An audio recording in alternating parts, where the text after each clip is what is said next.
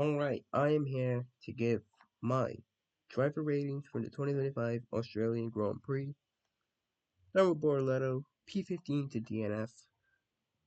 I'm going a 6 out of 10 for Gabby. I don't think that crash was his fault. I think he was actually gonna finish the race, but that crash wasn't his fault. Yes, he had a bit to play in it, but it looked like his suspension just completely failed. I heard he had a brake failure. He was running around like maybe P14 or something like that. He was doing like alright.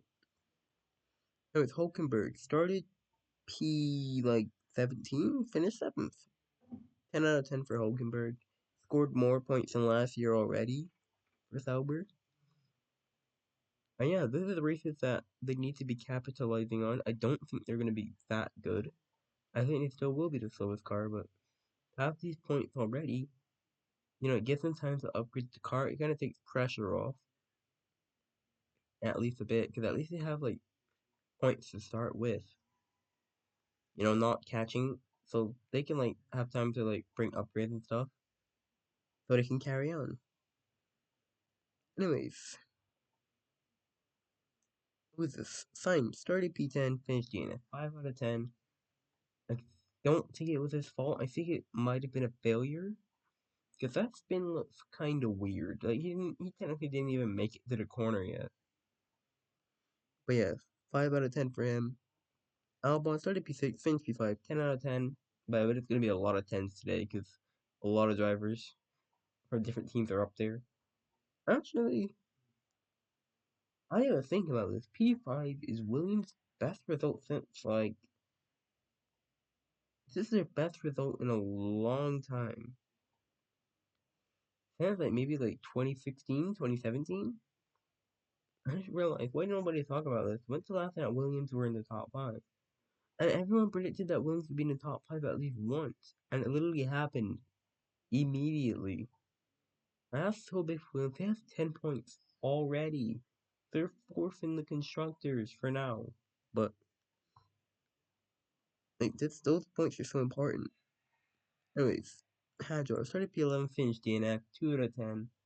Yeah, emotional, but it still was his fault, and it still was on the formation lap, and like 2 corners in. So unfortunately, honestly, I'm very generous because if it were other people, I wouldn't be surprised if some people gave him a full out 0. But the 2 is for qualifying because he got P11 on his debut. Like if he was 20th and he had spun out, I would have given him a 0. But P2, but 2 out of 10 because qualifying was good. Maybe I should give him a 3, but he spun like very early. Anyway, so Noah started P5, finished P12. Should have been a 10 out of 10, but the carb strategy is still dog crap. And there was a point that he was in like second, and honestly, I genuinely thought he was gonna get a podium.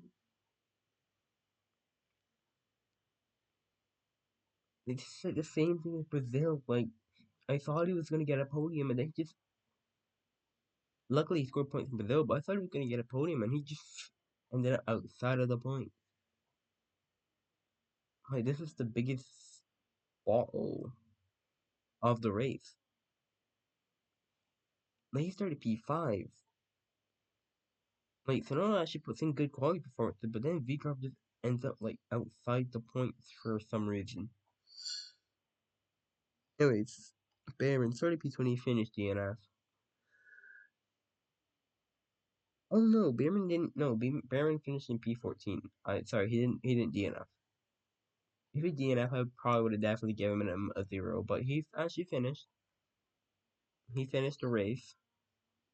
Thank goodness. He was at the back. It's obvious that he wasn't pushing because if he had crashed, that would have been probably the worst by a rookie in a long time. Anyways, Alcon started P19, finished P13. I have no idea what happened to Haas this race. They were absolutely nowhere. Nothing more to really say, honestly.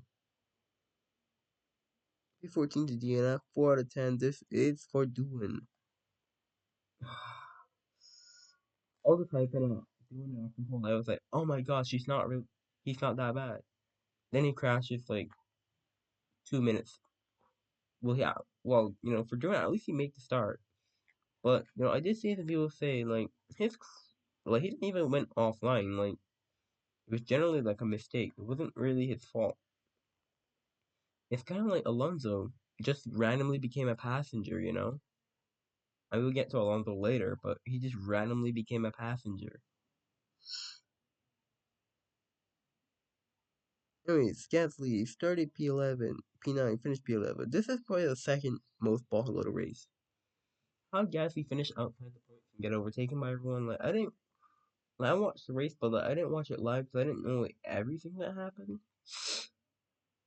Oh yeah, he had like a little like off at the restart. I remember that. So yeah, that's where he dropped positions to the Ferraris, and then Piastri still had to come back through.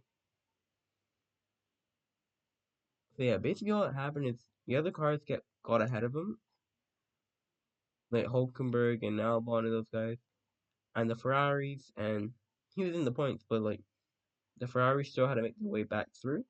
He was basically just shuffled out the points, and that happens normal. It's completely normal.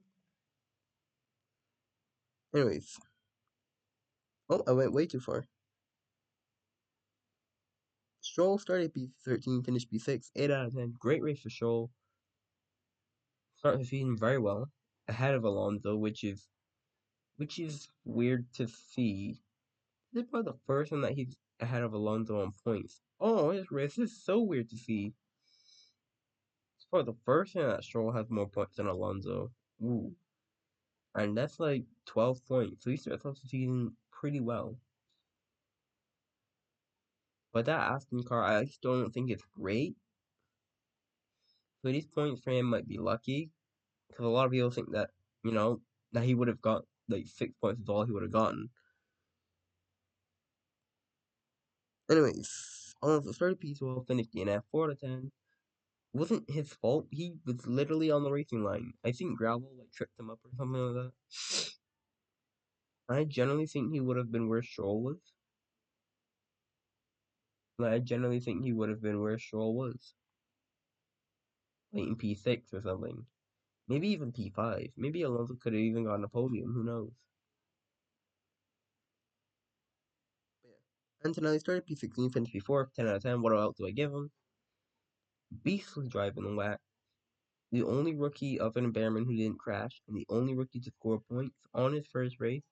Yes, he's driving a Mercedes. But if Russell had made up all his positions, I still would have given him a 10 out of 10. Like, he drove that race. Yes, he had one spin. But he drove that race like he wasn't even a rookie. Like, that spin was like the only mistake that he had. And like a little error on the first lap. But other than that, like, he made out the places. He honestly should have gotten driver today, but Lando got it, of course. But Lando drove a good race too, so. Anyways, Russell started P4, finished P3, 10 out of 10 for Russell again. The whole Mercedes operation was a 10 out of 10. Russell was best of the rest this weekend with Max. Him and Max were best of the rest. Like he was up there in P4 and, finished P3. Not sure I can't remember how far he was off Max. Anyways, Lawson started P18, finished DNF, 2 out of 10. Without in qualifying, was his fault. Didn't have a great race. Like, even, like, before he crashed, he crashed in the second half of the race, and still, like, he was only, like, in P14. Like, he was in the last, like, 5.5. Yes, he hasn't raced in the wet. Actually, yes, he has. He raced in, like, Zandvoort, but, yeah, that was a different car. But, like, he didn't have great pace anyways, and, honestly, not even sure if he would have scored points, like, if he haven't crashed. I don't think he would have scored points. So, I don't know, man. But Verstappen finished P3, started P3, finished P2. 10 out of 10 for Verstappen, of course. It's Max Verstappen. It was rare to see him make a mistake, but he didn't beach it or anything. And yeah, was actually looking feisty for the win. He almost took the win. He was very close at the end. And it just showed why he's the goat in wet weather.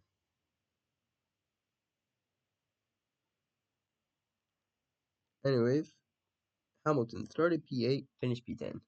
7 out of 10 kid was mostly a disaster class for Ferrari. He wasn't looking so good, anyways. But if they called the strategy right, Hamilton could have potentially been in the top 5 or even gotten a podium. I know it's a bit high for him because I know he wasn't able to overtake Albon, but Ferrari just missed a complete opportunity. And also his first time in that car, so we could let him off a bit. If next week like he's not getting past the Williams, that is really shocking. Anyways, Piastri started P7. No, Leclerc started P7, finished P8, 8 out of 10. I'm rating this driver so high given mainly Ferrari's fault. Like Leclerc was potentially going to get P4 or P5, but he had a spin, which was his fault. But Ferrari's strategy was just dog awful. I don't know. Ferrari are the kings of putting their drivers on hards or mediums when they're on a wet track. Like they're always the last to pit. They always pit like way too late. They always pit way too early or way too late. And this time it was way too late.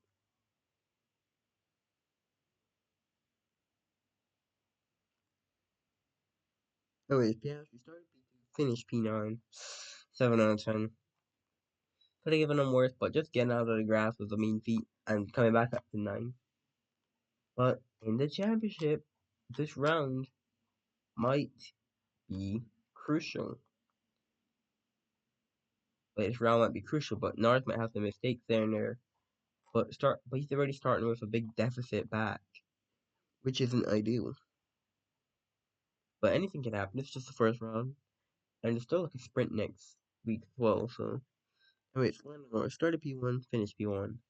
10 out of 10 for Lando. Didn't lose the start, didn't lose the lead. He was basically leading wherever he was in play. And yeah, didn't ball anything, even with Verstappen so close behind him. But yeah, those are my driver ratings. I don't even know how long this took. And yeah, hopefully I'll actually be able to do all 24 of these for the season. Yeah, hopefully you guys enjoyed. And I'll see you guys